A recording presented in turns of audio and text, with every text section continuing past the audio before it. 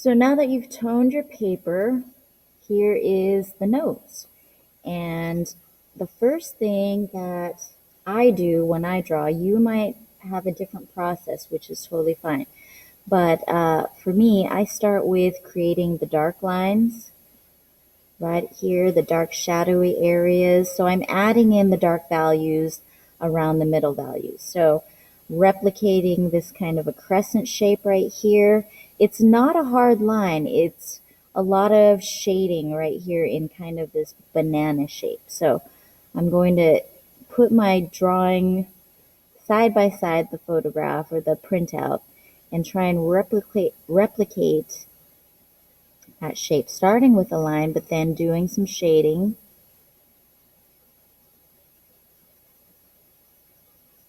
And there are a lot of soft edges with this. So I'm going to take my Q-tip. These are all tools. Please don't throw these away. So the Q-tip will soften the edges because the nose does not have any actual hard lines. That's just perception of where the light value meets the dark value. Where light meets dark, you get the perception of a line. But you don't actually want to create a real line using, well, if you're going for a realistic type of drawing, a representational type of drawing. So I'm adding this shadow right here.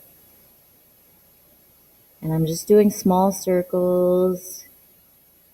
And the nostrils right here, kind of an upside down ladle shape or an upside down driving club for golf, if you're a golfer. And that is quite dark, so I'm just going to add some more pressure on there and then kind of fade it out. And then there's a bit of this shadow right down here. So I'm not drawing any lines, I'm just shading, using small circles to create shadows. I'm going for this part right here to kind of create that bulbous nose shape, the end of the nose. And then on this side, it's kind of an upside down spoon. Not quite the same exact shape as the other side of the nose. And then here you have more of a line. It's a lot sharper. The light is coming from the right side, so it's a little bit lighter on this side. The nose kind of curves around and gets a little lighter. So not quite as dark as the other side at all. And we've got some shading around this way. You're going to have to notice some subtleties with the light and the dark happening in order to achieve a realistic look. So I'm going right here on the bridge of the nose and where the eyes begin right here. So just drawing in those creases. So like I said, now most of your drawing is done. You just need to pick out the highlights and kind of blend in the edges so that you don't have sharp lines. Just gonna blend these in a bit. And let's say you make a mistake. Let's say you are working and you kind of maybe make this too dark. So that's an easy fix. You're just going to use your eraser to kind of pick that out. You can also use your cotton ball or clean cotton ball to clean out some of that area, and I'll show you that in a little bit. Try to soften all this up. So I'm going to take this clean part of the cotton ball and just kind of wipe that up.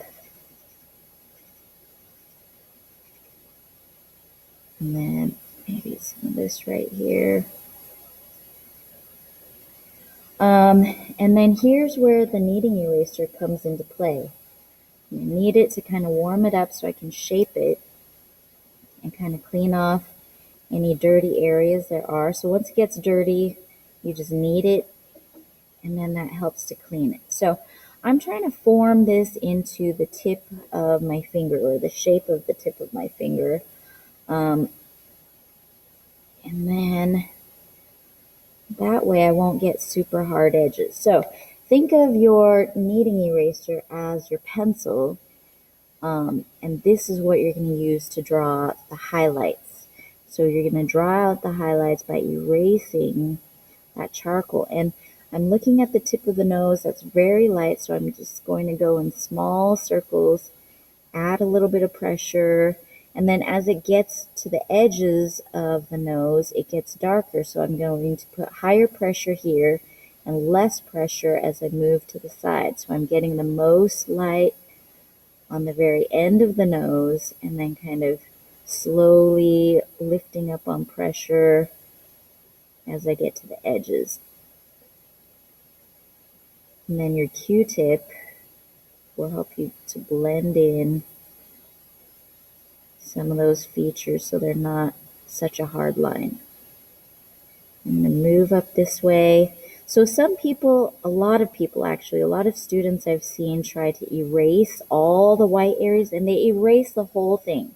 And then they put the charcoal back in an additive process. And that just kind of eliminates the whole purpose of why we put the toned value down in a reductive drawing.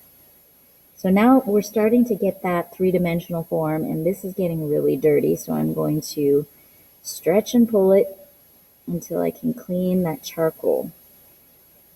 And fold it over itself. Just keep folding. Now go back in there and really get that end of the nose to make it even lighter. So the more value changes, where it's going from light to middle to dark values, the more it's going to look three-dimensional. And then I'm going to hit these lighter areas right there, reshaping it and kind of making it into a little cone so I can get some detail work. So right underneath this left nostril, some highlight there.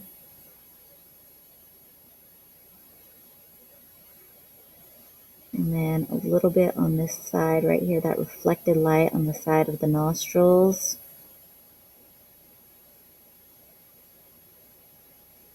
And then I'm really going to pinch this down because there's this really thin sliver of light right here above the nostril.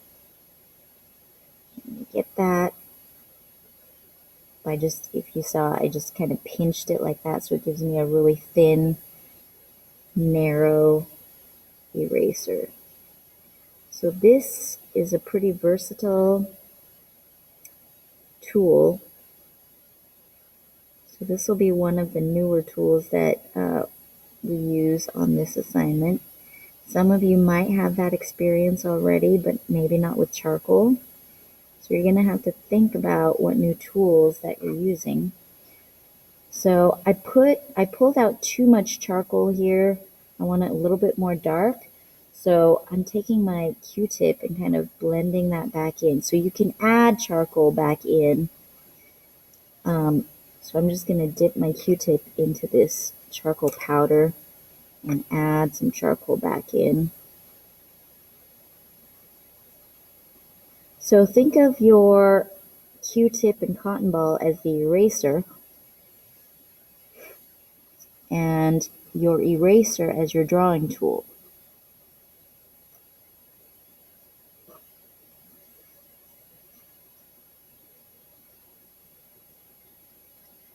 So there's the nostril on that side. And then the highlight on this side of the nostril and right above, right there. And then I'll just erase around the shadows to create the rest of the face. And just be careful just to erase up to the shadow. Don't erase the shadow and then have to put it back in.